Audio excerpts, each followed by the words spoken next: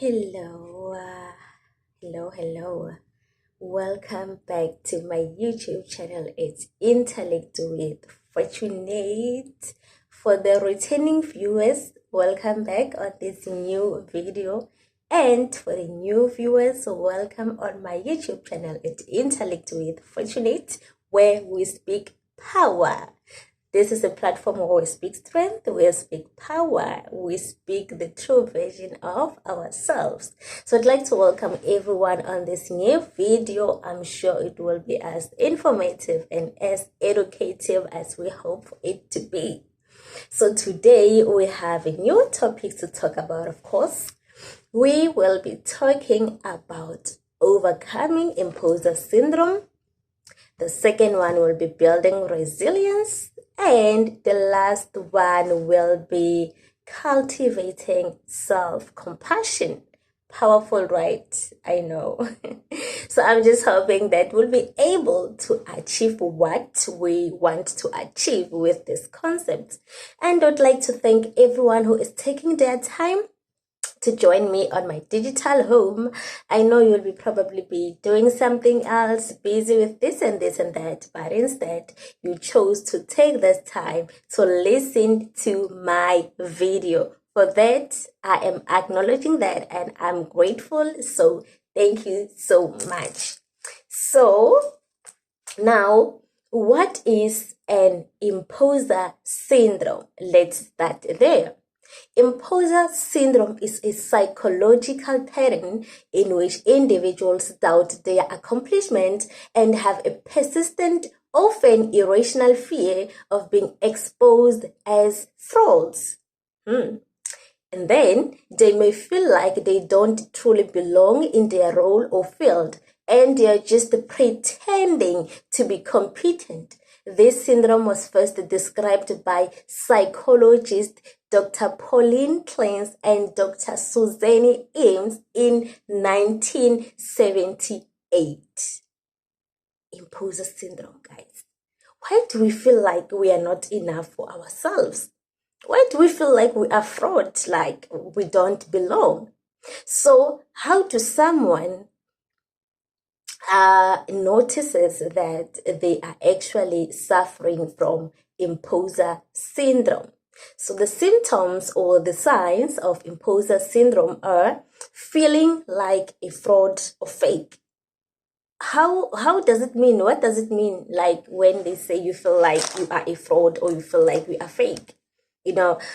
I feel like, from my personal view, I feel like it's when you feel like the life you are living is a lie. You are not being you are not being true and real to yourself. I feel like that's what it means, because if I display another character of myself that I know it's not me, pretending to be maybe someone else, that's me exposing myself as a fraud or as fake. I am living a fake life because I personally know that this is not the kind of a person that I am. This is not me. If I know that I am a good person deep inside, but just expose myself to be this rude, mean person to other people, probably with the aim of fitting in or something, then I know that this is not me. This is the fake me. I feel like that's what it means. But I'd like to hear your opinion on the comment section. And then another sign is difficulty accepting praise or recognition. And then on this one, according to how I understand it, I feel like, if someone comes to you and be like, hey, you did a great job on this, congratulations, I'm so proud of you, you'd be like, me? Like, proud of me? You find it difficult to accept recognition or praise when people like say good things about you, acknowledging you for something good you did. You feel like or maybe when you just decide to dress up, or maybe even just dressing as like usual, as simple, and someone be like, oh my god, you look amazing, look at you, you're so glowing, girl, or you're glowing, my guy. And you be like, okay, I mean, you don't see the good things people say about you. You don't see them in yourself. You don't see them in you. I mean, they feel like I don't know, like foreign news to you, like, okay, I look good since when? You feel like there is nothing good about yourself, if I may put it that way. You feel like there is nothing good about yourself. And when people start acknowledging good things about you and they tell you about them, you just find it too difficult to believe. And then another symptom will be like attributing success to luck rather than ability. Fear of being discovered as incompetent, over empathizing mistakes or weaknesses, comparing oneself unfavorably to others. Those are signs of imposter syndrome. Do you feel like you have one? I mean, I don't know. But do you feel like you have one? Do you feel like these signs are shown in your life? If yes, well, if no, bravo. But if yes, how are we overcoming them then? This is how we overcome imposter syndrome. One, recognize and reframe negative thoughts. Let's stop feeling like we are not good enough. Let's stop feeling like there is nothing good about us. Let's start moving these negative ideas about ourselves into the trash, because we are not like that. We are way more than what we think we are.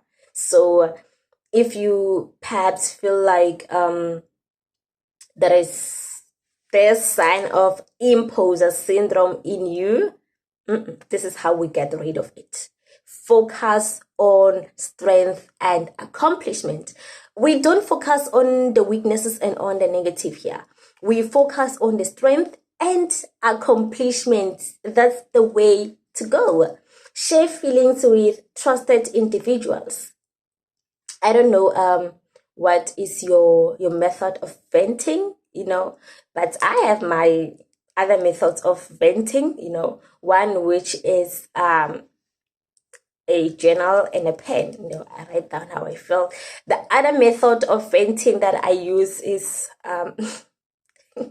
okay, I'd rather not say, yeah. But if you feel like sharing with a trusted individual works for you and all that, yeah, of course, that's the way to go. Anything you are comfortable with, anything you feel good doing or using as a method of reaching out, then that's fine. If it's talking to someone, that's fine.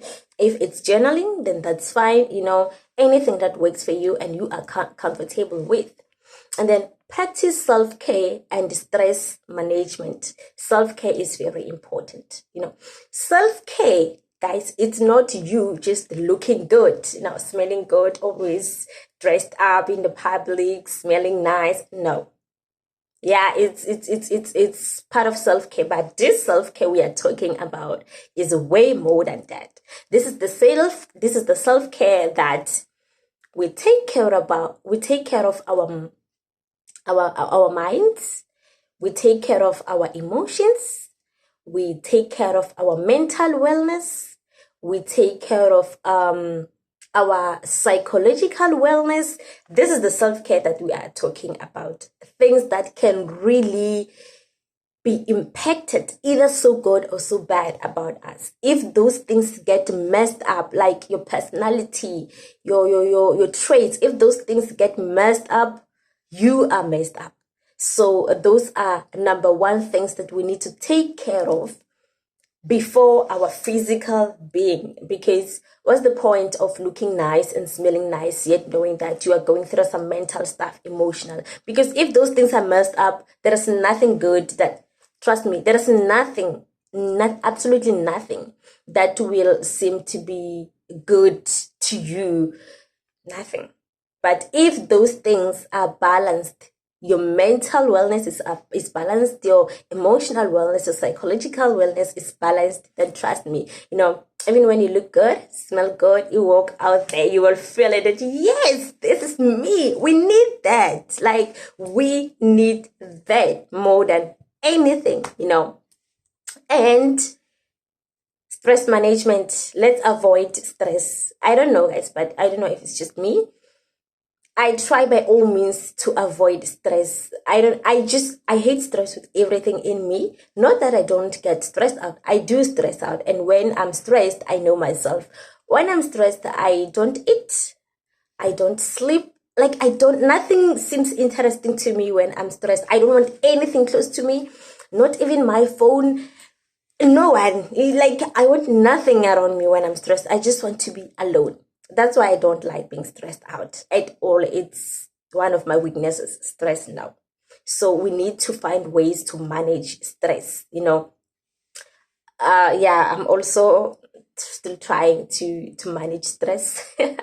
I'm not good at that yet, I'm still trying to find my way around it to do things right, yeah. So the last one is to develop a growth mindset. I like the power of the mindset. I love it so much. So we need to develop a growth mindset. Now we need to start looking at things at a better perspective, in a better angle. That man, I need to start thinking differently. I need to do things differently now. I need to find better ways to do these things. We cannot always use the same method to solve problems, although we say that it's not working out. If it's not working out, then we switch to new options. Be open-minded. I always say critical thinking is important. So we need to get to that, to develop that growth mindset. I always say we grow every day, and we do. So let's use that growth so well. So now let's talk about building resilience. What is resilience? Resilience is the ability to withstand and recover from adversity, trauma, or stress. It involves bouncing back from challenges and using them as an opportunity for growth. Now, how do we build resilience? We develop a growth mindset. It's coming back again. You see, it's important. We practice self-awareness and emotional regulation. We build a support network. We learn from failures and setbacks. We practice gratitude and positive thinking. We take care of physical and mental health. You see, there is a connection in these things. This means that this is a very powerful concept, which the concept build up to each other. They have a strong connection towards each other. This means these are some of the important things that we need to look out to in our lives. I always say I don't take failure as failing. If you do something and it fails, I use it. For me, it's an opportunity to do better next time, to grow from that, to learn, man, from those setbacks, and know that, what, now I'm coming with an extra energy. I'm coming with an extra force. I know where I lacked in whatever that I did that didn't seem to go well. Now I know what to fix. So that's not a failure. That's just like a learning curve. We bounce back. We always bounce back. If something doesn't work out, we don't give up. We don't quit and sit down and fold our arms like this and expect a miracle to come to pass. No, we dust ourselves off and the journey goes on. We don't give up. We don't quit. Even when we get there at that destination, we don't relax and be like, yeah, now I'm here, so I need to sit back and relax. No. Of course, yeah, you just need to give yourself a pat on the back and be like, yes, I did this. But we don't sit down. We keep on working. Because whatever that you would have accomplished there needs to be nurtured, needs to be well taken care of. And that's an extra work that you need to put in. Fine.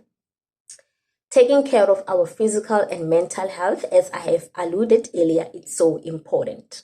So now, let's talk about cultivating self-compassion. And what is self-compassion? Self-compassion is the practice of treating oneself with kindness, understanding, and acceptance, especially in times of difficulty or imperfection. Are you kind to yourself? Do you understand yourself? Do you accept yourself? How do you react towards yourself in times of difficulty and imperfection? I'm leaving you with those questions.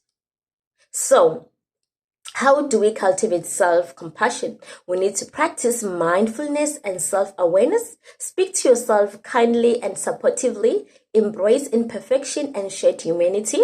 Practice self-care and self-forgiveness. Develop a sense of common humanity. We don't need to be kind only to people. We need to be kind to ourselves too. It's so important to take care of yourself. I remember in one of my videos, I said, you cannot give what you do not have. If I'm not kind to myself, I cannot be kind to someone else. If I'm not supportive to my own self, I cannot be supportive to you or to someone out there. If I still cannot forgive myself when I do wrong, how am I expected to forgive someone? If I find it difficult to do things for myself, me, the only person who's carrying me, how can I hand them out to someone? How can I dish them to someone out there who is not me? You see? So it starts with us. It starts with you. It starts with me. We need to give these things to ourselves. We need to forgive ourselves. We need to acknowledge and to embrace our imperfections, to be kind, to be supportive to ourselves, to take care of ourselves, to learn to forgive ourselves, to develop a sense of common humanity. We need that.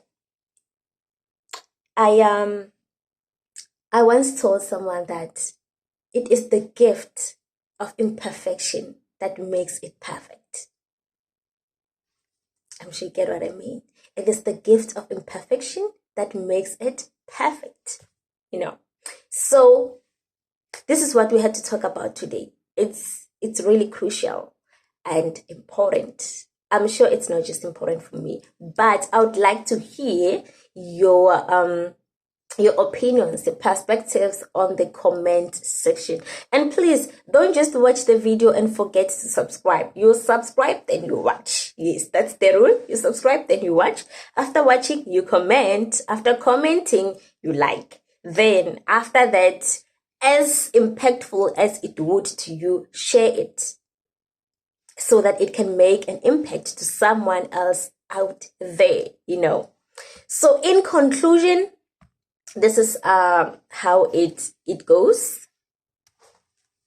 We conclude by saying overcoming imposter syndrome, building resilience, and cultivating self-compassion are essential for personal growth and mental well-being. By recognizing and reframing negative thoughts, developing a growth mindset, and practicing self-care and self-compassion, individuals can overcome feeling of inadequacy and building a strong sense of self. I like it. Remember, you are not alone in your struggles. And with the time and practice, you can develop the skills and mindset necessary to thrive. Power to us. This is Intellect with Fortunate. Thank you for staying by, listening to this video, understanding the concept, interacting with us. Thank you so much for watching. Till we meet again at Intellect with Fortunate, we speak power.